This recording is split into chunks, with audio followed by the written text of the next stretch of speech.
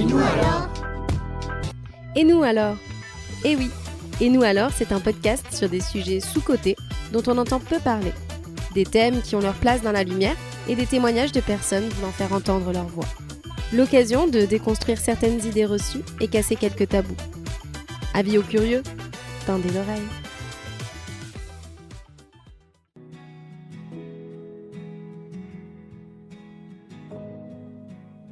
Postpartum, dépression postpartum, baby blues et tant d'autres termes qui se mélangent dans nos têtes. Aujourd'hui, nous allons essayer d'éclaircir tout ça. Le témoignage de Margot est important à plusieurs titres, mais surtout pour vous faire comprendre que vous n'êtes pas seul. Vous n'avez pas à porter une culpabilité qui ne vous appartient pas. Salut Margot! Coucou Cadeau. Je suis très contente de te recevoir sur mon podcast aujourd'hui parce que déjà on est amis, donc ça fait toujours plaisir de recevoir des gens qu'on connaît et qu'on côtoie. Et puis on va parler d'un sujet hyper important qui est la dépression postpartum. Avec plaisir. On va peut-être revenir un peu sur ce que c'est que la dépression postpartum. J'ai vu donc que selon l'OMS, il y a 80% des femmes qui éprouvent le baby blues dans les jours qui suivent la naissance, alors que 15 à 20% développent une dépression postpartum. Donc en gros, c'est un peu quelque chose qui arrive souvent, c'est qu'on fait l'amalgame entre le baby blues et la dépression postpartum. Je crois que toi-même, on t'en a parlé dans ton parcours. Oui, j'étais suivie par une psychologue donc dès ma grossesse. Et donc ma psy m'explique, me reçoit avec Flo, le papa, et nous explique qu'il y a donc effectivement le baby blues et la dépression postpartum, et que comme tu le disais, le baby blues touche beaucoup de femmes, et que c'est quelque chose complètement hormonal, c'est vraiment chimique, du fait de la chute des hormones, ça peut arriver dans la première semaine, ça vient comme c'est parti. Ouais. C'est connu pour être passager en fait. Exactement. Vraiment, vous verrez, ça peut arriver et partir comme c'est arrivé. Par contre, la dépression se déclare plus tard et là, à d'autres causes que chimiques. C'est pas forcément la chute d'hormones et c'est pas parce qu'on a eu ou pas un baby blues qu'on aura ou pas une dépression postpartum. Et oui, bien sûr, c'est deux choses complètement différentes et effectivement, on a tendance à faire l'amalgame et on se dit et le baby blues et le côté... puis, tu sais, il y a longtemps eu cette idée reçue de dire la maman n'arrive pas à tisser, à créer du lien avec l'enfant, alors qu'en fait, c'est plus complexe que ça. Il peut y avoir un lien, c'est juste pas le lien. Le problème, c'est qu'il y a d'autres difficultés derrière. Exactement. Donc, il y a ça aussi qui rentre dans tous les amalgames, si je puis me permettre. Donc, si on revient un peu sur la conclusion, c'est que le baby blues existe. Il est bien sûr plus courant chez les femmes que la dépression postpartum. Et il est plus passager, plus courte durée. Il arrive normalement plus rapidement aussi. Donc, autre chose où on peut aussi faire la distinction, c'est le postpartum tout court et la dépression postpartum. Parce que effectivement, moi, je vais avouer, j'entendais postpartum, j'incluais, pour moi, dans le postpartum, il y avait la dépression. Et en fait, le postpartum, indépendamment de la dépression, ça définit la période de l'accouchement au retour des règles. Donc en moyenne, c'est autour de 6 semaines. Et en fait, après, la récupération, elle peut durer plus longtemps, bien sûr. Mais donc, effectivement, c'est pas à confondre avec la dépression postpartum, c'est ça. Qui, elle, est sur une longue durée et dont les symptômes sont vraiment liés à de la dépression. Oui, en fait, le mot postpartum n'a de définition que la période, comme tu dis. Et la dépression postpartum se lance à peu près souvent au moment donc, de ce fameux postpartum, qui peut être donc, de 6 semaines ou un peu plus, et va durer. Ma psychologue me disait qu'un baby blues dure maximum 3 semaines, et effectivement, on s'inquiète quand ça dure plus longtemps, parce que c'est là que ça se transforme. Donc il y a vraiment une définition temporelle en fait, de quand les choses se déclarent. Et la dépression postpartum peut arriver, malgré tout, beaucoup plus tard. Et ce qui va être mon cas, je t'ai décrit, pour moi, elle est arrivée après, je dirais plutôt aux alentours des 5-6 mois Donc des fois, ça doit être hyper dur à identifier aussi, parce qu'on est conditionné à penser que c'est vraiment post-accouchement. Donc est-ce qu'après, voilà, on se dit, est-ce que c'est vraiment ça ? C'est pour ça que c'est bien, je pense, d'être entouré par des professionnels en la matière. Et c'est vrai que du coup, donc le postpartum définit juste une période, et dans cette période il y a le physique reprend le dessus, et donc l'utérus va retrouver sa taille normale, les hormones vont se réguler, donc forcément va y avoir plein de symptômes qui vont arriver avec, mais qui sont pas forcément dépendants de la dépression postpartum. Et d'ailleurs du coup moi ce sujet, je te cache pas qu'on en entend de plus en plus parler, mais moi à chaque fois que j'entends un témoignage, j'en apprends encore. Genre je me dis ah oui non mais ça y est, plus ou moins je sais ce que c'est, parce que on sait une telle. Alors qu'en fait, non. Moi, justement, en entendant ton témoignage, ce qui fait qu'aujourd'hui, je suis contente que tu le donnes ici, Mais je me suis dit, ah oui, mais tu vois, ça, je connaissais pas. Et je suis allée creuser, justement. Peut-être qu'on peut commencer par le commencement. Parce que pour faire un bébé, il faut le concevoir, a priori. Oui. Et je voulais savoir, la période de conception et la période de grossesse, déjà en tant que telle, comment ça s'est passé pour toi? Parce que de ce que tu disais tout à l'heure, apparemment, tu étais suivie par une psy avant même l'accouchement. Donc, est-ce que c'était volontaire de ta part? Voilà, qu'est-ce qui se passe pour toi à ce moment-là? Alors, ce sont de très bonnes questions. Parce que je pense que, dans mon cas, la dépression remonte à vraiment... la genèse de la dépression remonte à quelques années. Mais donc, on va partir sur... La grossesse, donc ma petite Graziella, on a mis un certain temps à la concevoir, comme malheureusement beaucoup de femmes de notre génération, je pense. Et ce que me disaient aussi les professionnels que j'ai rencontrés, c'est que 75% des personnes qui passent par un traitement n'ont aucun problème physique, ils font des tests et tout va bien. Mais malheureusement, avec nos trains de vie ou je ne sais quoi, beaucoup de femmes ont, comme moi, recours, alors pas à une PMA, c'est un parcours entier, mais au début de la PMA, c'est-à-dire de prendre des traitements qui vont aider le corps, qui vont aider à ovuler, par exemple, et aider à tomber enceinte. Alors, la chance qu'on a eue, nous, c'est que ça n'a pris qu'un mois, donc j'ai eu qu'un mois de traitement. Traitements hormonaux Oui, traitements hormonaux par cachet, pas d'injection, c'est vraiment le tout début de la PMA. Et ça a pris qu'un mois, je suis très contente parce que les hormones, c'est quelque chose et faut l'endurer, entre guillemets. Et je pense à toutes ces femmes qui font des parcours entiers, c'est pas évident. Donc on a eu Graziella comme ça. Je suis tombée enceinte en octobre et le premier trimestre, on va dire, j'ai complètement occulté la grossesse parce que j'avais très peur que ça ne tienne pas. Et donc je me disais, en fait, tant qu'elle n'est pas là, elle n'existe pas. Donc vraiment, j'ai subi parce que j'avais beaucoup de nausées. Donc j'étais pas contente, malgré le fait d'avoir tout fait pour l'avoir, j'étais pas contente. Je subissais. Et quand sont passés 4-5 mois même, où j'ai commencé à avoir un petit peu de ventre, jusque-là j'en avais pas du tout, mon corps n'a pas du tout changé, je pense que je suis la seule personne à ne pas prendre de poitrine en étant enceinte. Bref. Là j'ai commencé à me dire, ok, ça devient plus concret. Et il s'est passé un peu des choses dans ma vie qui font que j'allais vraiment pas bien à ce moment-là. Et j'ai eu peur, je me suis dit, dans quelques mois, tu ne devras plus uniquement être responsable de toi-même, tu vas être responsable avant tout d'un enfant. Et j'ai eu peur, malgré le fait que je me faisais confiance sur la gestion d'un enfant, parce que j'ai eu des neveux très jeunes, d'un coup, j'ai eu cette angoisse. Et j'ai une amie sage-femme, Véro, qui m'a conseillé, donc la psychologue que je vois maintenant, qui est spécialisée en femmes enceintes et en postpartum, et autres, mais tout autour de la maternité, pour essayer un petit peu de calmer ses angoisses et être prête au jour J pour l'accouchement. Moment dont j'avais excessivement peur. Tu m'étonnes. Pour moi, je voyais que ça comme quelque chose d'irréalisable, vraiment comme un mur. J'ai toujours dit, pour moi, j'imaginais qu'il fallait faire passer un point dans une paille. Tu vois, vraiment cette sensation que je faisais pas confiance en mon corps. Je me disais pas que c'était possible. Vraiment, je savais, j'y allais en me disant... presque, toi, tu n'en sortiras pas vivante. Ça avait une crainte. Donc... Et d'ailleurs, comment tu le prends? Parce que quand tu es entourée, par exemple, de copines qui disent mais t'inquiète pas, ça va bien se passer, ou en tout cas, ou même ça va être horrible, mais tu vas oublier. Tu vois ce que je veux dire? Parce que moi, j'entends des fois, mais t'inquiète, on oublie puisqu'on on en refait. Je me dis, ouais, mais moi, ça me rassure pas plus, en fait. Oui, je suis d'accord avec toi. Et en fait, à la fin, je me suis raccrochée à ça. Je me suis raccrochée à des amis qu'on a dans notre entourage qui ont beaucoup d'enfants et qui ont eu des accouchements qui se sont très bien passés. Et je me suis dit, mais détends-toi. Voilà, ça va aussi bien se passer. Bon, ça ne s'est pas très bien passé. Et c'est quelque chose, au final, que j'ai très mal vécu. Et je me rappelle que j'étais en boucle pendant l'accouchement à me dire, mais pourquoi moi, ça se passe pas bien? Ouais, tu vois, il y a ce truc de... On ne veut pas se comparer aux autres, mais indirectement, on est quasiment tout le temps obligé de le faire. Enfin, on le fait presque automatiquement, c'est machinal. Et quand tu parlais du fait que tu n'étais pas contente du début de la grossesse, alors que tu voulais l'enfant à l'origine.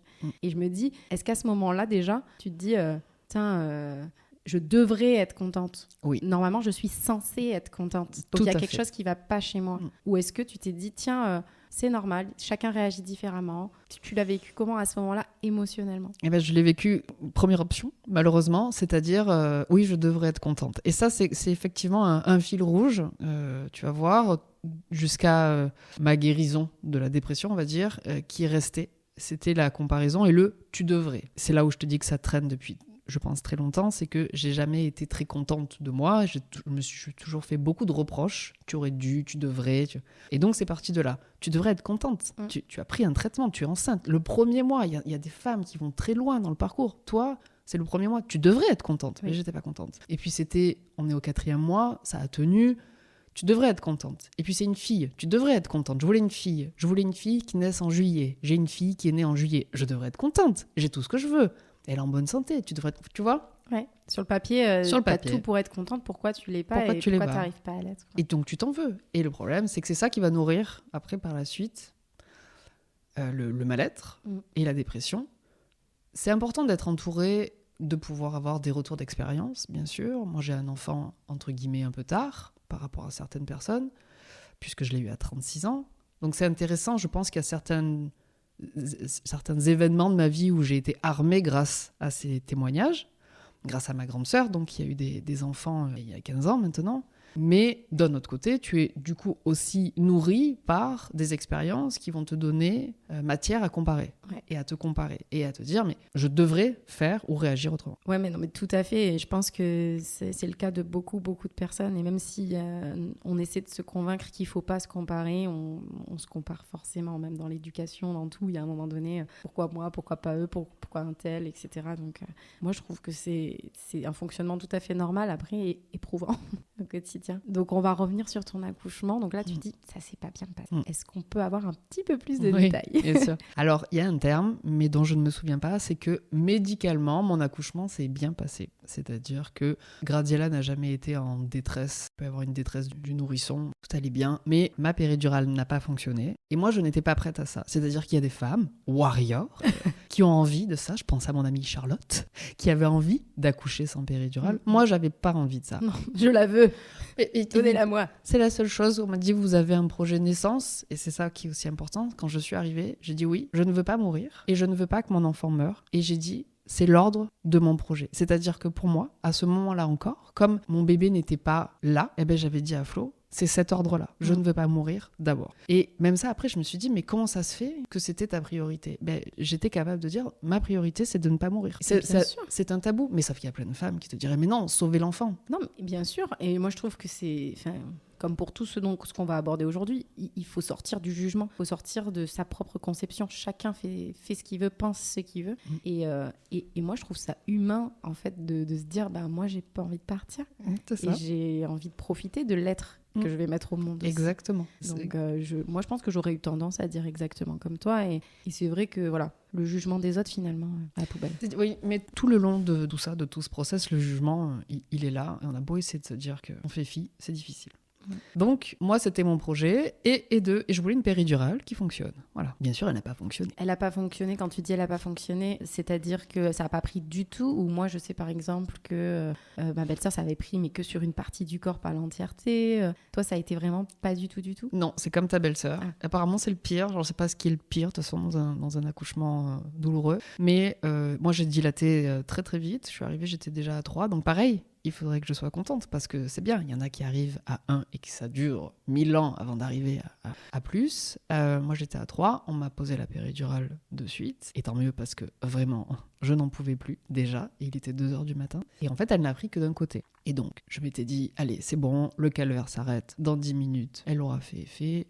Et tu n'auras plus mal. Et en fait, au bout de 10 minutes, c'est rigolo, j'ai toujours mal.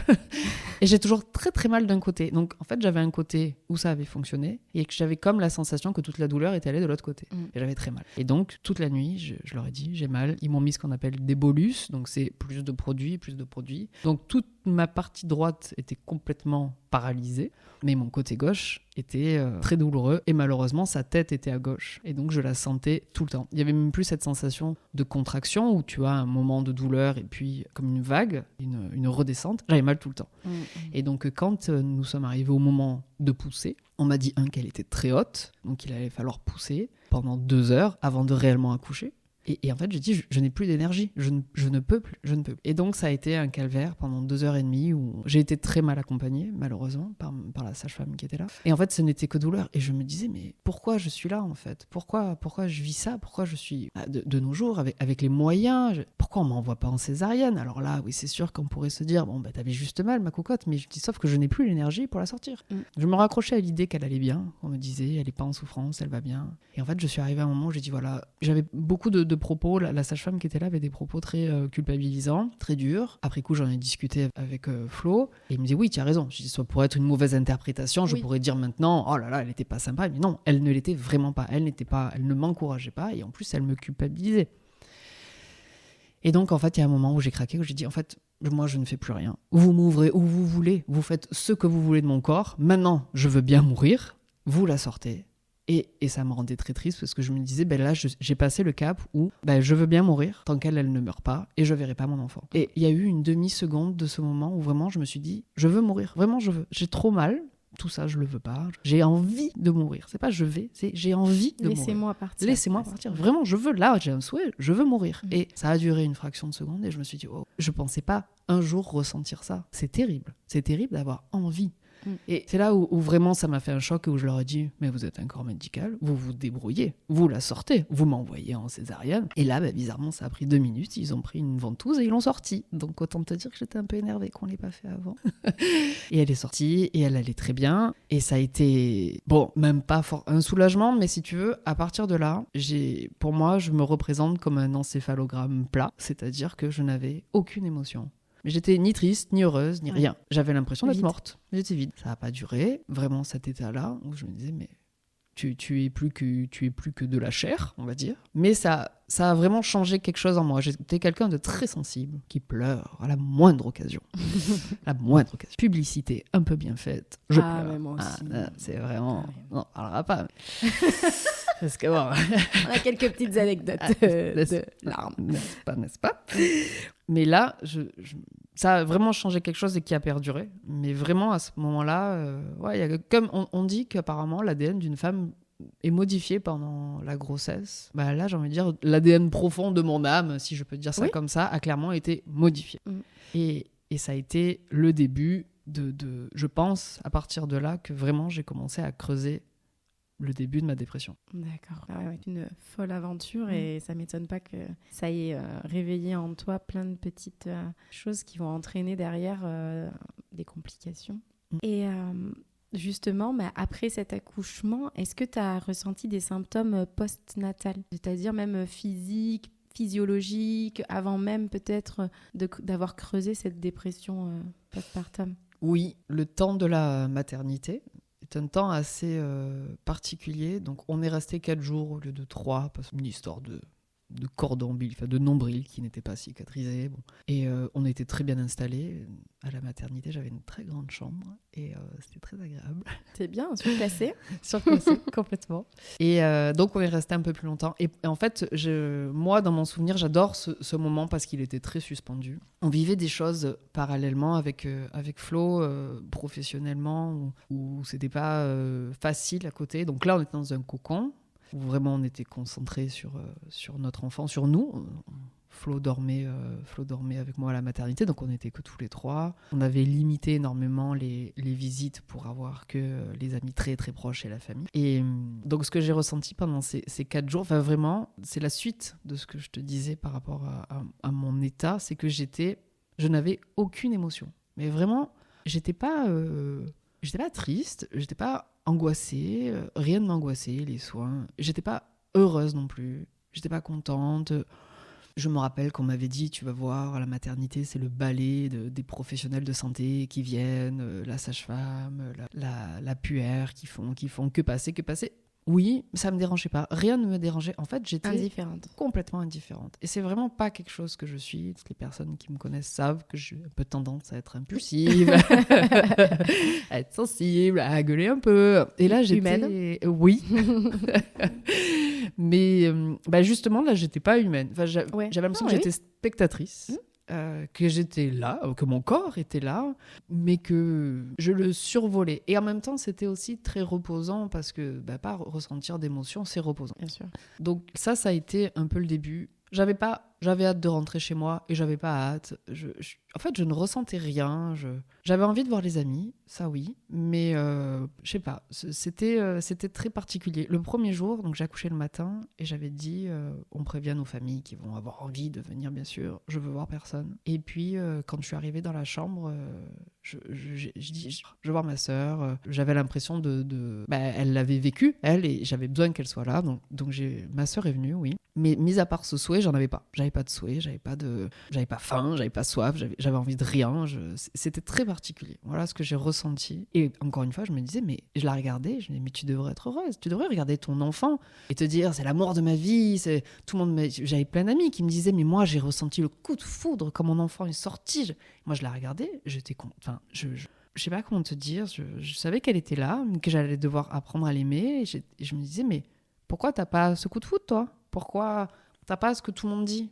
Et après, je me disais, peut-être aussi parce que les gens, celles qui ressentent comme moi, ne le disent pas. Tout à fait. Tu vois ? Et c'est là où j'ai envie, je suis très contente que tu m'invites à ton podcast, c'est que, en fait, moi, j'ai pas trop de pudeur, je parle de tout, et je pense que c'est important parce que souvent, les personnes qui ont de la pudeur vont parler que des choses un peu positives, dont elles peuvent être fières. Tout à fait. Et même, vraiment, je l'ai réalisé en enregistrant le podcast, c'est que même des personnes qui vont être interrogées sur quelque chose foncièrement qui va être déjà dans le thème et dans le sujet, une ouverture de soi, ils vont quand même garder des réserves et des tabous. Parce que dans ce qu'on vit, il y a encore des petites choses qui sont dures à échanger, quoi. Bien sûr, pour une question de jugement. Ouais, tout à fait. Et même moi, quand je prépare les questions, des fois, je me dis waouh, quelle force. Et en fait, moi, je savais que. Enfin, là, je suis tombée sur quelqu'un de très ouvert, donc j'y suis allée pleinement. Et je savais, en les écrivant, je me disais, tiens, ça demande de la force d'y répondre. Et moi-même, je ne sais pas si j'en serais capable, pour être très, très honnête. D'ailleurs, donc, par rapport à la dépression postpartum, à quel moment tu as remarqué les signes ? Donc là, tu avais le postnatal qui était, je pense, des petits signes, mais à quel moment tu as eu le signe de plus, entre guillemets, qui allait te faire creuser sur la piste de la dépression postpartum au-delà du baby blues, etc. Et est-ce que, du coup, tu connaissais ce terme à l'époque de dépression postpartum et les symptômes que ça allait enclencher ? Alors, par rapport déjà au baby blues, donc moi, je ne l'ai pas eu. Oui. Comme je te disais, j'étais flat. Donc, je me disais, tiens, tu fais partie des 20% de la population qui ne le vit pas, très certainement par rapport au parcours d'avant, je ne sais pas. Et sorti un peu, revenu à la maison, j'étais toujours un peu flat, mais c'était de mieux en mieux. Je me disais, tiens, en fait, ça va, t'as pas eu de baby blues, t'auras pas de dépression. Écoute, les choses se mettent en place. On a rapidement fait des choses avec Graziella, donc je me disais, non, je me fais confiance. Voilà, il va falloir régler l'histoire de l'accouchement, du souvenir, mais ça va. Et puis, j'ai repris le travail, elle avait 4 mois. Ça n'a pas été difficile du tout de la laisser à la crèche. J'ai trouvé une petite crèche très bien, j'avais confiance. J'étais contente de reprendre mon travail parce qu'en plus, on m'avait appelé pendant mon congé mater pour me faire changer de poste et j'étais très contente de me dire, tu vas découvrir autre chose. Donc vraiment, jusque-là, à 4 mois, ça se passe bien. Mon retour se passe bien, on me préserve. J'ai une nouvelle manager qui est une maman qui sait ce que c'est et qui me préserve. Vraiment, ça, le rythme se fait. On arrive donc, on est en novembre, partir en vacances avec les copains, tout va bien. Je me dis, bon, écoute, l'accouchement était terrible, mais le pire est derrière toi, tout va bien aller. Et non. Et ben non. Et puis en fait, donc parallèlement, il faut savoir quand même donc, qu'on traversait certaines choses bien, mais qu'avec Flo, on a liquidé la précédente société qu'on avait, donc c'était forcément dur à vivre. Et puis on a lancé donc une autre société. Et c'était tout ça en même temps, puisqu'elle a ouvert en novembre, quand j'ai repris le travail. Donc il y avait quand même beaucoup de choses, c'est-à-dire la reprise du travail pour moi, l'ouverture de la société avec mon frère. Ça demande beaucoup de temps, d'investissement, d'énergie. Exactement. Puis ça mêle aussi du coup la famille dans une association, c'est pas forcément évident. Et donc est arrivé Noël, qui est une période compliquée pour moi, dans mon ressenti, pour diverses raisons familiales. Et là, j'ai commencé à me sentir très stressée. Je ne voulais pas entendre parler de la société qu'on avait créée. En fait, je voulais entendre parler de rien, de personne. J'avais envie d'être dans une grotte avec ma fille, mon mari et mon chien. Vraiment, je m'imaginais quand ça allait pas, je me mettais dans le noir, dans mon dressing, tu vois. Et je m'imaginais que j'étais dans une grotte avec ma fille, mon chien et mon mari. Et vraiment, que personne d'autre n'existait, presque, tu sais, un film catastrophique où le monde était s'effondrer et il reste que nous, tu vois. J'avais envie de voir plus personne, de n'entendre parler de personne, vraiment de vivre en autarcie et ce qui n'est pas dans ma nature parce que moi j'aime voir du monde, j'aime inviter les copains. C'est sociable, oui. J'aime rencontrer des gens et là vraiment je voulais même plus dire bonjour aux gens, je ne voulais voir plus personne. J'ai la chance de pouvoir faire du télétravail, j'avais envie de rester enfermé dans mon bureau. Dans ton pyjama ? Dans mon pyjama. Ah oui, évidemment. Et là, ça a commencé à être compliqué. Et puis, bon, donc arrive Noël. Et en fait, le 24 au soir, on est en transition entre, si tu veux, chez mes parents et chez mon frère pour aller fêter Noël. Et vraiment, je vais très mal. Je vais vraiment très, très mal. Je me sens pas à ma place. On prend la voiture et Flo me parle encore une fois de notre société. Je conduis. Je suis en train de conduire. Il y a ma fille, donc, dans la voiture. Il y a Flo, il y a mon chien, toujours. Et là, j'ai un moment où je me dis, j'en peux plus. Si ma fille n'est pas dans la voiture, je me plante. Je plante la voiture. En fait, je veux que ça s'arrête. Et je ressens de nouveau ce que j'ai ressenti au moment de l'accouchement où j'ai eu envie de mourir. Pareil, ça dure 1 seconde. Ça me met une claque. Je me dis, waouh, mais non, ce sentiment, je n'en veux pas. C'est terrible. C'est terrible de ressentir ça. Mais je me dis, en fait, je n'en peux tellement plus de rien que c'est la seule solution. Mais sans raisonnement, parce qu'il ne se passe pas ce raisonnement dans ma tête. C'est vraiment ce que je ressens, c'est... En fait, il faut que tout ça s'arrête. Mais j'aime ma fille et tu vois, ma fille me raccroche à la vie, entre guillemets. Tu l'appellerais comment ça ? Parce que, moi, avec justement les recherches que j'ai pu faire ou les personnes que j'ai écoutées, il va y avoir le côté pensée suicidaire, pensée intrusive, voire phobie d'impulsion. Je ne sais pas si toi, c'est des mots qui te parlent ou si tu as pu en parler avec ta psy, mais c'est vrai que souvent, on ne sait pas que ça existe et qu'il peut y avoir...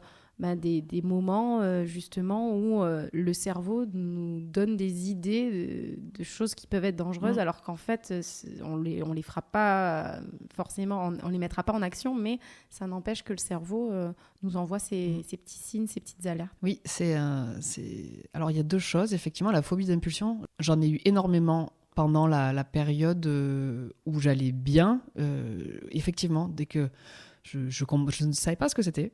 Et par exemple, j'avais ma fille dans les bras et j'étais dans la cuisine où il y a des couteaux et je me disais mais imagine là, tu as un accès de folie, tu prends un couteau. Enfin, je me disais mais pourquoi tu penses ça ? Et donc elle m'explique que c'est une phobie d'impulsion. Une phobie d'impulsion.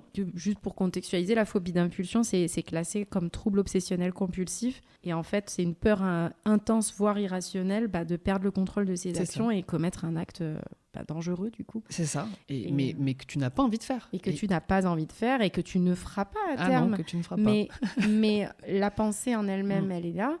Et ce que je voyais des témoignages d'autres personnes, c'est que c'est une pensée très culpabilisante parce qu'on se dit waouh, c'est pas normal. Et puis les gens vont me juger, je suis une mauvaise personne, alors qu'en fait, pas du tout. C'est psychique en fait. C'est complètement psychique, mais c'est tabou parce que tout à fait. À qui tu vas oser dire ça ? Alors heureusement quand je t'ai suivi et j'en parle de suite, je dis mais pourquoi j'ai cette pensée ? J'ai pas du tout envie de le faire. J'ai pas eu en plus ce sentiment, j'en avais entendu parler, tu sais d'avoir envie de secouer un peu ton enfant parce que tu n'en peux plus, parce que si j'en avais beaucoup entendu parler, donc j'étais prête et ça m'est jamais arrivé. Graziella bien sûr a eu pleuré, a eu fait des crises. J'ai jamais ressenti ça. J'ai jamais ressenti le j'en peux plus, il faut qu'elle se taise, j'en peux plus, jamais. Et donc quand j'ai commencé à avoir ces phobies, je me dis mais qu'est-ce que c'est étrange, pourquoi je pense ça ? Puis j'ai pas du tout envie de le faire. Et c'était perturbant, mais elle m'a dit effectivement que c'était normal, que ça allait partir. Effectivement, c'est parti. Je sais, donc en ayant discuté avec elle, que certaines mamans ont des phobies d'impulsion sexuelle. Moi, ça ne m'était pas arrivé. Ah mais tu vois, je connais pas du tout. Ça arrive aussi, pareil, tu veux pas le faire, mais qui se disent mais qui vont, voilà, pareil, avoir des pensées. Ah mon Dieu, mais si d'un coup je faisais ça à mon enfant, elles ne le font pas, ça arrive. Je sais pas psy, mais ça existe. Et donc quand elle m'en a parlé, je me suis dit bon, c'est bien d'être préparée. Par chance, ça ne m'est pas arrivé. Alors par chance, en même temps, les phobies que j'avais n'étaient pas non plus joyeuses. Voilà, j'étais préparée à ça. Donc ça, c'est une parenthèse parce que du coup, ce que je vis dans la voiture, c'est pas ça. C'est encore autre chose. Ouais. C'est pour ça que je trouvais ça intéressant de faire la distinction entre les deux. Là, c'est plus que c'est tourné vraiment vers moi. Je pense qu'on peut dire que c'est une pensée suicidaire parce que c'est un appel au secours, en fait. Alors, après, on a mis le terme burn-out dessus, hein, le fameux qu'on utilise de manière un peu galvaudée. Hein, voilà. Mais en fait, c'était un reset. Le corps doit faire un reset. Et là, malheureusement, tu es en voiture. Et bon, heureusement, j'ai vraiment cette pensée qui me dit, bah, il y a ta fille, en fait. Et ta fille, tu ne lui feras jamais de mal, tout du moins intentionnellement, hein, parce que ça peut arriver de pas faire attention et qu'elle se coupe, je sais pas, mais moi, je ne lui ferai pas mal. Et je savais que ça avait énormément de force, parce que je me suis pas dit, attends, il faut que tu donnes le volant, là, ça va pas. Non, ça m'a remis une claque. Par contre, je me suis dit, tu vas mal. Et donc, j'ai passé Noël à pas dire un mot, moi qui parle tant. Est-ce que ça t'a incité peut-être à pas reprendre la voiture ? Enfin, non. Non, mais parce que je sais aussi qu'il existe des personnes qui vont anticiper le stress de ce genre de situation et dire, bon, ben, pour pas que ça m'arrive, je vais pas prendre la voiture, je vais pas faire ci, je vais pas faire ça. Toi, c'est pas ton cas. Non, ça m'a pas fait ça parce que je l'ai pas associé, si tu veux, à la voiture, je l'ai associé au fait d'aller mal. Oui. Donc, je me suis dit, par contre, tu vas vraiment très, très mal. Il va falloir aller un peu plus loin dans la thérapie. Donc, j'ai pas parlé pendant Noël du tout. Je l'ai très mal vécu. J'étais très spectatrice, encore une fois. Et là, je me suis dit... En fait, j'en suis venue à un stade où je me disais, je n'ai aucune confiance en l'avenir, j'ai pas envie de l'avenir, j'ai pas envie du reste. En fait, j'ai envie de rien. Encore une fois, j'ai envie d'être seule avec ma fille. Et c'est pas comme ça que je veux vivre ma vie. Ouais, non, je comprends tout à fait. Et d'ailleurs, parce que tu parles de cette idée de dire, en fait, je veux être dans ma bulle avec ma fille, mon chien, bon, même si je comprends pas, et mon enfant. Et mon mari. Et mon mari, pardon. Mais je crois que je l'avais dit au début. Bon, bref. Non. Ton mari, ton chien et ta fille. Mais donc, est-ce que finalement aussi, quand même, dans cette période-là, il y a eu un moment donné où tu t'es quand même sentie seule et c'était l'inverse et tu aurais eu besoin quand même d'en parler avec des gens. Est-ce que tu as trouvé ces gens-là ? Parce que tu parlais de ta sœur tout à l'heure qui apparemment est passée par là aussi. Et est-ce que ça a quand même joué dans le fait que ça puisse t'aider ? Ou est-ce que tu étais vraiment juste fermée à l'idée de dire non, je suis beaucoup mieux sans parler à qui que ce soit ? Oui, j'étais donc mieux à l'idée de parler à personne. On parle beaucoup avec les amis. Là, j'étais beaucoup moins... je leur parlais moins. En fait, j'avais plus envie de parler. Alors, je voyais toujours ma psy, mais ça correspondait en fait aussi un peu avec les vacances de fin d'année. Donc, je ne l'ai pas revue tout de suite après Noël. On va dire que je l'ai revue, je crois, fin janvier. Donc, il y a vraiment eu cette période de 3 semaines, 1 mois, où je me suis complètement enterrée. Et non, j'avais plus envie de m'ouvrir, hein, moi qui étais effectivement aussi à beaucoup partager. Et mes amis m'ont beaucoup aidé quand même pendant ma grossesse et après, parce que dès que j'avais une petite inquiétude, je leur demandais. Elles ont vécu des grossesses et elles étaient là au moins rien que pour m'écouter ou que je puisse vider mon sac s'il y avait un sac à vider. Bon. Mais là, j'avais plus envie. Elles se sont inquiètes du coup parce qu'elles me connaissent et que là, elles se sont dit il y a un problème. Et donc, c'est à partir du moment où j'ai revu ma psy, où je lui ai dit voilà comment s'était passé Noël, qu'elle m'a dit, mais bon, elle m'a fait passer un questionnaire qui permet d'avoir une note, je ne m'en rappelle plus, sur 30, je crois, et qui permet de dire si oui ou non on suspecte que tu es en dépression. Hein, c'est pas forcément juste un questionnaire qui détermine ça, mais bon, elle me fait faire le questionnaire, je ne me rappelle plus, mais la note était excessivement élevée. Elle me dit il n'y a aucun doute. Et je lui dis le problème, c'est que là, moi, je m'en sors plus. J'ai traversé, j'ai eu le syndrome de l'imposteur au travail, c'est-à-dire je me disais mais en fait tu t'es payé à être nul, enfin je savais plus quoi faire, j'osais plus parler aux gens, j'osais plus, je me sentais très mal et ça a quand même un peu duré parce que malheureusement, je sais pas si c'est notre système de santé qui veut ça, mais donc elle m'a demandé de prendre rendez-vous avec un psychiatre. On est fin janvier et j'ai rendez-vous avec un psychiatre en août, voilà. Premier rendez-vous que j'arrive à avoir. Je dis, c'est bien, que j'espère ne pas avoir d'autres pensées. T'es livré à toi-même pendant des mois. Quoi. C'est quand même, on passe un stade. Et en fait, elle me dit que c'est beaucoup trop loin dans le temps. Et elle m'envoie voir un médecin généraliste qui est spécialisé aussi un peu dans la dépression postpartum pour avoir un avis médical et potentiellement un traitement. Parce qu'elle me dit, non, vous ne pouvez pas passer la moitié de votre année si mal. Et voilà. Ouais, c'est comme ça que tu as finalement un diagnostic, entre guillemets, officiel de ce que tu es en train de vivre, qui est une dépression, et du coup, dépression postpartum. Ouais. Parce que tu disais aussi toi-même que étais sujette à la dépression en amont, mais que celle-là, elle est vraiment liée à ce que tu as vécu par rapport à ton expérience. C'est ça, exactement. Voilà, moi, je pense que j'ai toujours été un peu... Voilà, j'ai dû traverser d'autres phases dépressives, mais là, c'était vraiment lié à, effectivement, la maternité, ce nouveau rôle, les nouvelles responsabilités. Et encore une fois, comme je te disais, ce fameux fil rouge, c'est que quand je commençais à aller mal, je me disais, mais tu ne peux pas aller mal, tout va bien. Graziella, je touche du bois, elle a 1 an et demi, elle n'a jamais été malade. Elle n'a jamais été malade. Elle m'a fait une fois de la fièvre parce qu'elle avait une dent. Elle n'est pas malade. Elle a toussé, voilà. Donc, touche du bois, touche ma tête. Mais c'est une enfant qui est en bonne santé, qui mange bien, qui a mis un certain temps à marcher, mais ça c'est pas important. Et donc je me disais, pourquoi tu vas mal ? Tu devrais aller bien.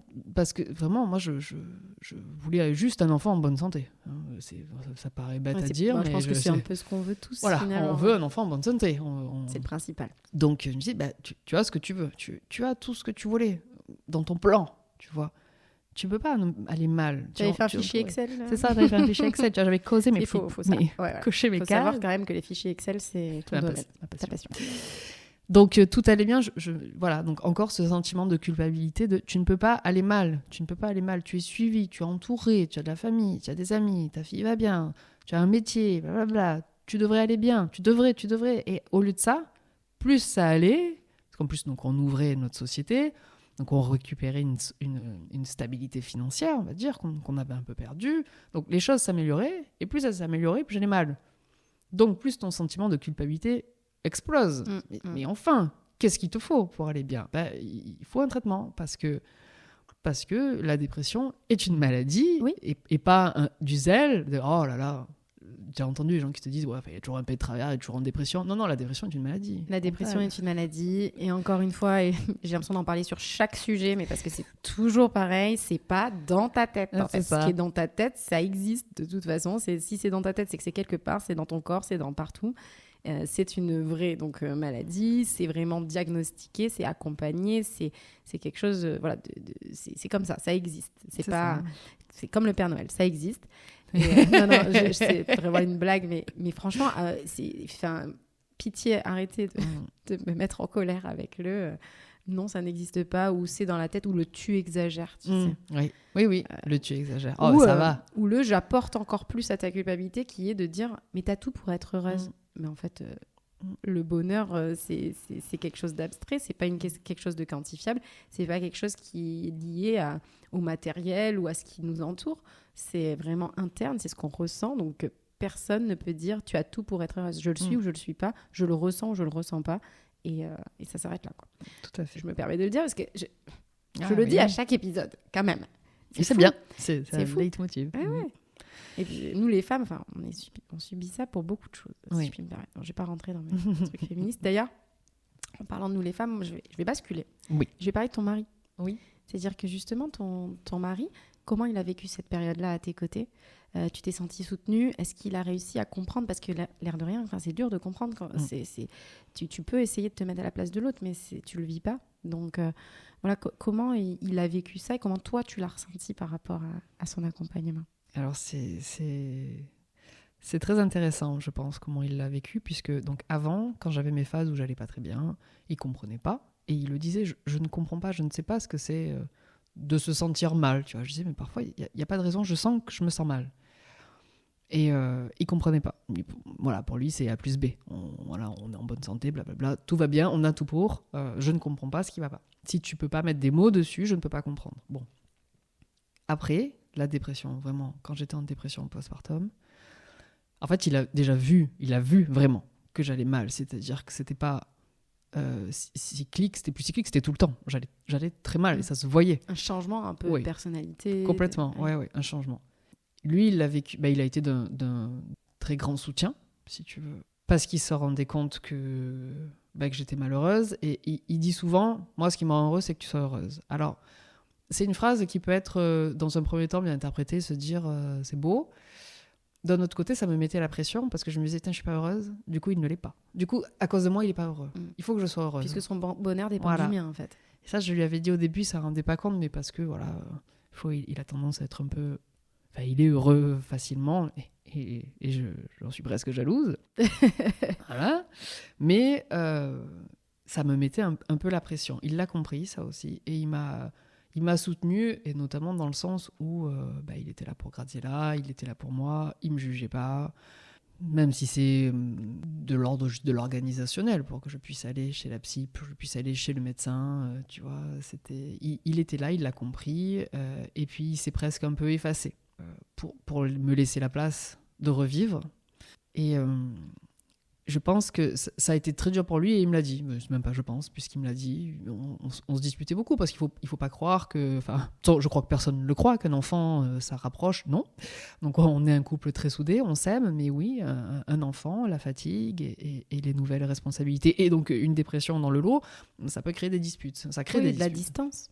Ça crée de la distance, ça casse un petit peu parfois l'intimité, ça casse un peu le fait d'être... La complicité, pardon. Et il a su se montrer présent, en fait. Oui, il a su se montrer présent. Et s'effacer, voilà. C'est ça que je voulais dire, c'est que j'avais une crainte, encore une fois, parce que j'étais suivie, je parlais de ces sujets.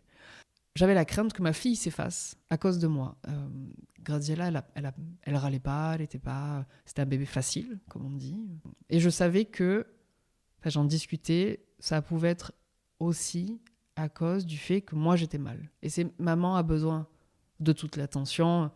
Je dois m'effacer un peu, je peux pas amener de la difficulté à maman. Il y a des enfants comme ça qui sont un peu éponges du vécu de leur maman, et j'avais très peur de ça, parce que je me disais, mais elle n'a rien demandé, elle n'a pas à subir. Donc devant elle, j'étais très sourire, et elle sourit énormément, on nous le dit beaucoup, c'est un soleil, elle est merveilleuse. C'est un bébé sourire, elle est si belle.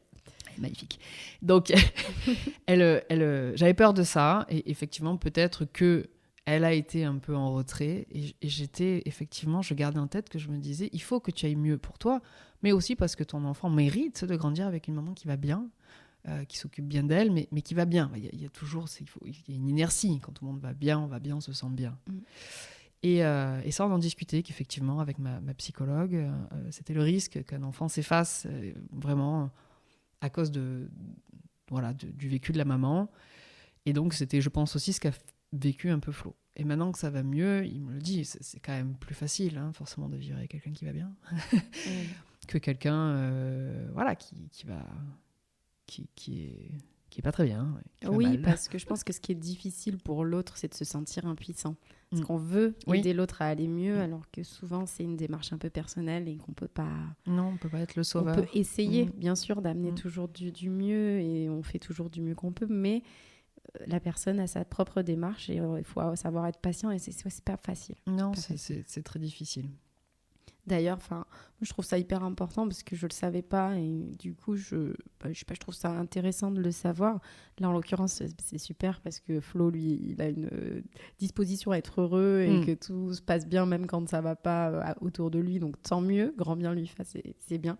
Mais par contre, c'est vrai qu'apparemment, il y a une étude Opinionway qui a été faite en 2021, qui dit qu'il y a environ 18% des pères qui ont connu un épisode dépressif, ou qui se sont sentis vraiment déprimés pendant la période postnatale, justement, même si ça arrive plus tard que les femmes en général, et qui est plutôt accru les 12 premiers mois de l'enfant.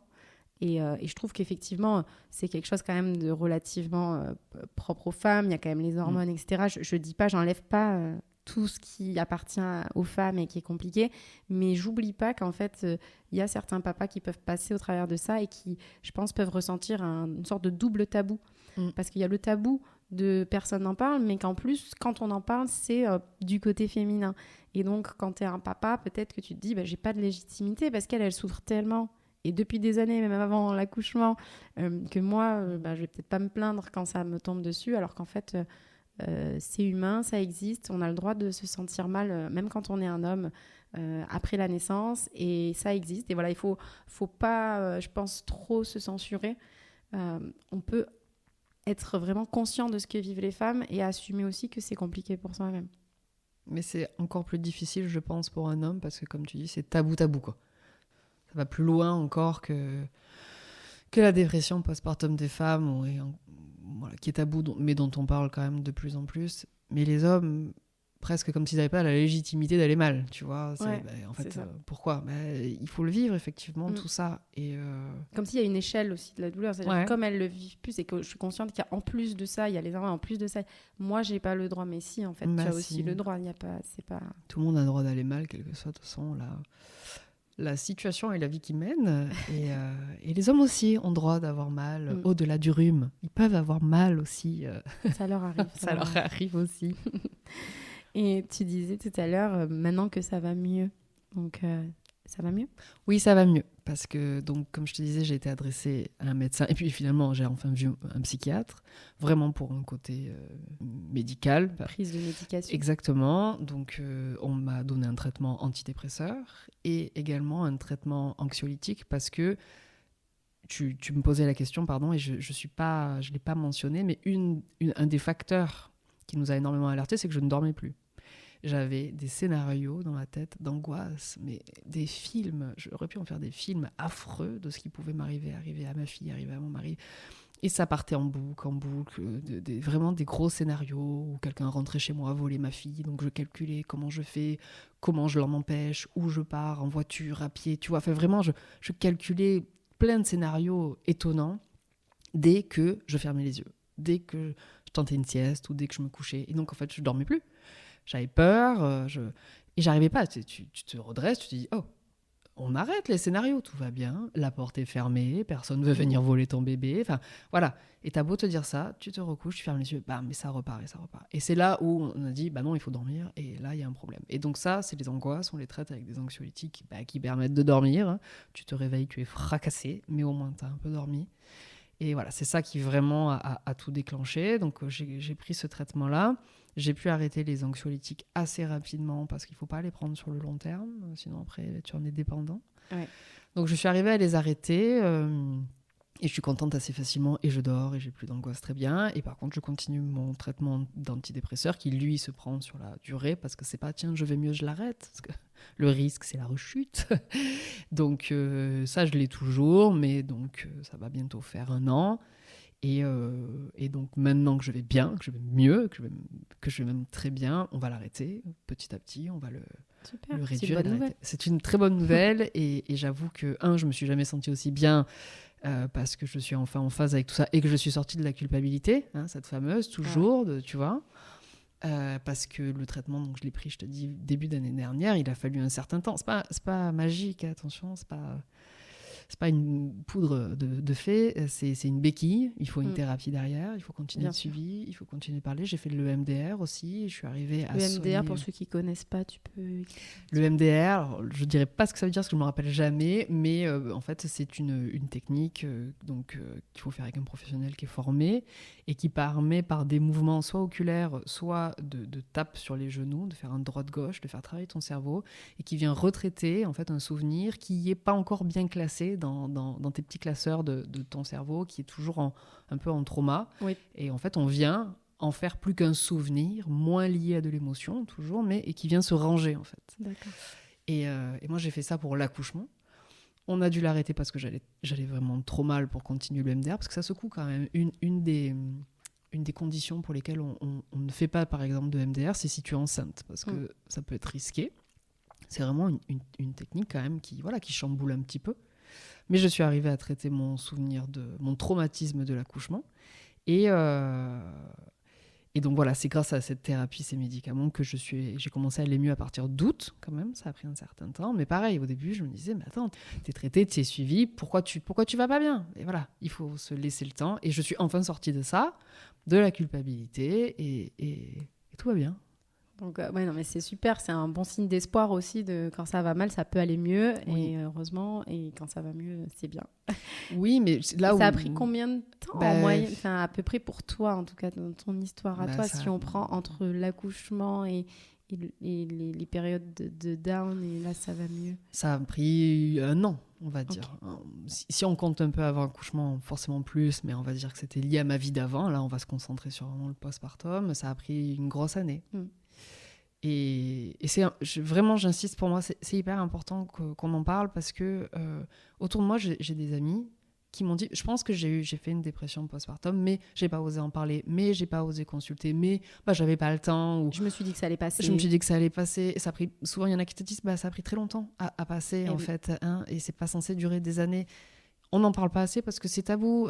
On n'ose pas se dire, je vais prendre un médicament, je vais prendre un traitement, parce que de suite, on a cette espèce de mauvais a priori de... je suis pas malade mentale, je n'ai pas à prendre d'antidépresseurs. Ça n'a rien à voir. Enfin, non, il y a des amalgames énormes qui sont faits là-dessus. Puis il y a le côté de je veux être... on essaie tous de chercher pas la perfection, mais le mieux qu'on puisse être. Et puis on se dit non, mais je vais être une maman parfaite. Oui, je veux c'est que ça. tout se passe bien, comme ce que je vois chez les autres, la comparaison dont on parlait tout à l'heure, etc. C'est Donc ça. ouais, non, il faut arriver à sortir de ça. Et c'est pas simple. Et c'est pour ça que c'est bien d'être accompagné comme tu as pu l'être. Mais d'accepter, je pense que c'est vraiment le premier pas. C'est la plus grosse difficulté, c'est d'accepter de se faire accompagner et de laisser aussi les professionnels dire ce dont on a besoin, même s'il faut s'écouter. Mais se laisser la possibilité de se faire aider. On n'est pas une mauvaise personne parce qu'on prend un traitement. On n'est pas une mauvaise personne parce qu'on va voir un psy toutes les semaines. Ça fait souvent même de nous des meilleures personnes. En tout cas, moi, dans mon expérience, c'était le cas. Oui, ça aide. Et il ne faut pas avoir honte. C'est ce qui est compliqué. C'est compliqué, je pense, pour tout le monde, mais c'est aussi très compliqué pour les femmes et les mamans qu'on juge sur ce qu'elles font, ce qu'elles donnent à manger, comment elles les habillent, les activités, la crèche, pas la crèche, t'allaites. On va pas parler d'allaitement, ne me lance pas. Oh, par pitié. Il nous faut un épisode entier. Là. Et entier. Mais voilà, moi j'ai envie qu'on en parle parce que j'ai envie... C'est déjà difficile d'être maman, c'est des mamans qui travaillent ou pas, mais qui vivent sa vie, enfin... D'être une femme, de retrouver un corps, de retrouver une sexualité, tout ça c'est difficile. Si dessus tu te fais une dépression, il faut se faire aider et il faut pas avoir honte. Non, il faut enlever la honte, c'est ça. Il faut enlever la honte et la honte aussi vis-à-vis du ressenti du bébé, parce que non, on n'a pas tous un coup de foudre au début, à l'accouchement. Ça, il n'empêche que l'enfant on l'aime, mais voilà, on montre peut-être trop le beau. Et alors maintenant avec les réseaux sociaux, donc il faut de pire en pire. Il faut oser. Oui, puis il y a aussi tu dis faut pas avoir honte, faut en parler, mais il y a aussi le sentiment de solitude, ce truc de dire il y a qu'à moi que ça arrive, ou surtout par rapport à l'entourage, dire mais en fait il y a qu'à moi que ça arrive. Et c'est comme les fausses couches, quand je me rappellerai toujours quand on a eu une conversation autour d'une table, que la question s'est posée, et qu'en fait d'un coup tu as 4 personnes autour de la table qui disent que ça leur est arrivé, que nous on l'a jamais su, et que d'un coup elles se sont dit mais attends, toi aussi, et parce que chacune individuellement n'en parlait pas pour leurs raisons, hein. Mais du coup, ce truc de moins on parle des choses, plus les gens se sentent seuls à les combattre, en fait, ou à les vivre. Je voulais aussi savoir, du coup, est-ce que tu as une appréhension vis-à-vis de tout ça par rapport à l'idée d'avoir un nouvel enfant ? C'est une très bonne question. Est-ce qu'il y a quelque chose que je ne t'ai pas dit par rapport à l'accouchement ? Moi, même avant, j'essaie d'être concise. Je ne voulais pas d'enfant. Et quand je me suis mise avec Flo, il m'avait dit, moi c'est inconcevable, je veux des enfants. Donc, on avait quasiment 30 ans, ne perdons pas de temps, si tu veux pas d'enfants, on ne crée pas d'histoire. Et je sentais que c'était l'homme de ma vie, donc j'ai changé d'avis. Et donc on a eu des enfants. Mais par contre, à partir du moment où j'avais décidé d'en avoir, j'en voulais 2. Je voulais pas d'enfants uniques, parce que j'ai des frères et sœurs, mais qui sont âgés, pardon. Pardon, si vous nous écoutez, moi je les connais en plus, ils sont pas si âgés que ça, t'exagères. Mais j'ai pas beaucoup vécu avec eux, puisque comme on a 9 et 11 ans d'écart, ils sont partis, j'avais 7 ans de la maison. J'ai pas beaucoup de souvenirs avec eux. J'ai la sensation d'avoir été un peu élevée comme une fille unique, sans l'être. J'ai pas aimé ça. Ça fait partie des traumas, blablabla. Et donc je me dis, moi si j'ai des enfants, j'en aurai 2. Je veux, même si c'est pour qu'ils se tapent dessus, je veux 2 enfants. Et quand j'ai accouché, quand Graziella est sortie, j'avais 2 pensées qui me réduisaient à néant, qui me faisaient beaucoup pleurer. Je faisais que pleurer. La première, c'est que je me disais, je m'en voulais parce que j'avais fait une fille, et je me disais, elle va vivre ça, elle va vivre un accouchement, mais pourquoi tu as fait une fille ? Non, mais c'est clair. Ah ouais, t'es complètement. Ce que tu dis fait sens, c'est clair. Ah ouais, je me disais, mais et pas que. Ouais, tu vois. Et le deuxième, qui me faisait pleurer, mais toutes les larmes de mon corps, c'est que j'ai accouché à la maternité d'Urbain 5, qui fermait quelques mois plus tard. Et je me disais, mais attends, la maternité ferme, donc je vais devoir accoucher à l'hôpital pour mon 2e enfant. Je n'aurai pas le droit de demander une césarienne, sauf qu'il est hors de question de réaccoucher. Donc je ne peux pas avoir de 2e enfant. Enfin, vraiment, ce raisonnement, et je l'avais en boucle. Et je pleurais, je me disais, je ne pourrais pas faire mon 2e enfant, puisque je ne peux pas réaccoucher. C'est inconcevable, je ne peux pas. Et donc, je me dis, mais comment je vais faire ? Il me faut un endroit, je vais aller à Paris, non, pour te dire, dans une clinique où j'aurais droit de demander une césarienne. Enfin, j'étais en boucle. Donc, bien sûr, j'ai traité le traumatisme de l'accouchement. Donc, je veux bien réaccoucher. Même si, bon, si c'est une césarienne, pourquoi pas. Je sais que c'est très difficile et que c'est vraiment pas, on appelle ça de confort. Il n'y a rien de confortable dans une césarienne, pas du tout. Mais comme il y a eu un trauma précédent avec l'accouchement, forcément, on peut comprendre que toi, tu puisses avoir une référence. Ça veut pas dire que c'est plus simple pour autant. Ah non, je crois que même c'est plus compliqué. Mais bon, non, j'ai déjà traité ce souvenir. Et effectivement, tout ça, ça a mis un frein pendant un temps, là, pendant la première année, même pour Flo, où on se disait, faut un deuxième... Alors, au tout début, je pense qu'il y a les hormones, je voulais enchaîner de suite. Bizarrement, tu vois, avant d'aller mal, c'est-à-dire pendant les premiers 4 mois, où je te disais que j'allais plutôt bien, plutôt flat, je me disais, on est passé, faisons le deuxième. Allez, on y va. Calmons-nous. Et puis, après, il y a eu toute la phase où j'allais mal, où en fait, c'était plus concevable. Et en fait, effectivement, là, on s'est posé en se disant, on en est un peu sorti. On a une enfant qui est facile, qui est excessivement merveilleuse. Ça, c'est vrai. Elle est merveilleuse. Preuve à l'appui. Hein, Mais donc, est-ce qu'on se relance dans tout ça avec le risque de... Eh bien, oui. La réponse est oui. La réponse est oui, puisque, alors ça, je t'avoue que c'est assez récent où on s'est dit oui, parce que je me dis, au final, tu l'as déjà vécu, tu seras peut-être un peu mieux armé, là où tu n'avais pas d'arme avant. Et puis en fait, tu en sors. Peut-être que je referai une dépression, mais je saurai que il y a des moyens et qu'on peut en sortir. Et que... T'as beaucoup appris de ta première expérience finalement. C'est ça. Donc oui, ça fait peur. Tu te dis que ça peut revenir. On dit toujours que 2 grossesses sont différentes, que 2 enfants sont différents, que 2 accouchements sont différents. Mais tu peux aussi avoir exactement la même chose. Donc, je pourrais avoir une dépression, un mauvais accouchement, mais je pourrais du coup avoir aussi une deuxième enfant ou un deuxième enfant merveilleux. Donc, je vais maintenant me raccrocher à ça. C'est un risque que tu es prête à prendre. Exactement. Pour le bon plus armée. Je suis beaucoup plus armée et effectivement, maintenant, j'aimerais bien avoir un deuxième enfant. Oui. On adore. Hein. Oui. Bon, on commence à en avoir à l'appel là autour de nous. On va pouvoir faire des équipes de foot, etc. Ça va être cool. Oui, pas que. et super. Franchement, merci beaucoup d'être venu me parler sans tabou. Vraiment, j'apprécie tellement que tu arrives à parler sans filtre et que tu n'essayes pas de lisser un petit peu l'image parce qu'on a toujours peur de l'image qu'on renvoie. Oui. Donc vraiment, merci pour ton honnêteté. Et voilà, avec plaisir. D'avoir partagé ça avec moi. Est-ce que tu veux peut-être dire un dernier message à nos auditeurs ? Est-ce qu'il y a quelque chose qui te vient en te disant tiens, au fait ça, pensez-y ? Eh bien oui, en fait, pensez à vous confier aux bonnes personnes, à quelqu'un, parce que on a un peu tendance à dire tu sais que si besoin je suis là. C'est parfois un peu des phrases de politesse. Oui. Mais en fait, c'est difficile, je pense, d'aider quelqu'un qui va pas bien, même si on le voit. C'est difficile de l'accompagner parce que on peut pas non plus être un sauveur. Il faut que ça vienne de la personne qui va mal. Et en fait, les gens sont capables de beaucoup pour nous aider, quoi que ce soit. Mais il faut le demander. Il faut demander. Il faut se faire aider. Il faut pas hésiter. Ça fait tellement de bien. Et en fait, il faut pas attendre que ça vienne de l'extérieur. Oui. Mais une fois qu'on a lancé le truc, beaucoup de choses vont venir de l'extérieur. Les gens sont vraiment prêts à tout. Et il faut juste s'entourer des bonnes personnes. Je pense qu'on l'est tous un peu. On a au moins une personne, qui que ce soit, et il ne faut pas hésiter à dire « j'ai besoin d'aide ». Ouais, super. Merci beaucoup, Margot. Merci à toi. Et à la prochaine. À bientôt. Ciao, ciao. Ciao. Merci d'avoir écouté ces témoignages.